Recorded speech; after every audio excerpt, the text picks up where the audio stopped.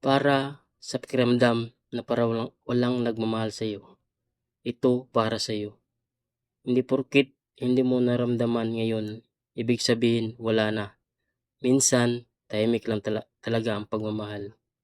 Hindi maingay, hindi palaging nasa-chat, hindi palaging nagpo-post, pero nandyan. Tandaan mo lang ito, hindi mo kailangang habulin para maging karapat-dapat. Worthy ka kahit walang nagte-text, walang nag-aya, walang nagsasabing mahal kita ngayong araw. Hindi nasusukat sa atensyon ng iba ang halaga mo. Kung walang nagmahal sa iyo ngayon, ikaw muna magmahal sa iyo. Kumain ka ng maayos, matulog ka, luguan mo sarili mo ng maayos, labas ka saglit, yung maliliit na pag-aalaga sa sarili, pagmamahal na yun.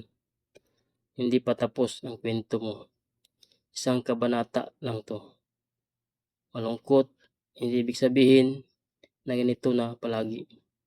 Marami pang taong makikilala mo na mamahalin ka nang hindi mo kailangan magmakawa. May magmamahal sa iyo, hindi mo lang napapansin.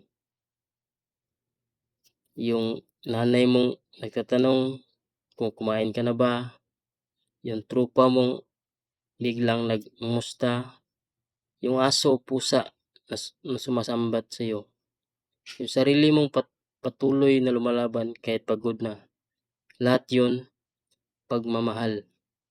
Alam mo anong totoo? Yung taong marunong magmahal kahit pakiramdam niyang walang nagmahal sa kanya. Napakatapang na tao yun. At ikaw yun. Nandito lang ako, hindi kita iwan sa ere. Anong pinagdaanan mo ngayon? Paki-comment at i-share mo ito sa isang kaibigan na alam mong kailangan ng yakap at paalala ngayon.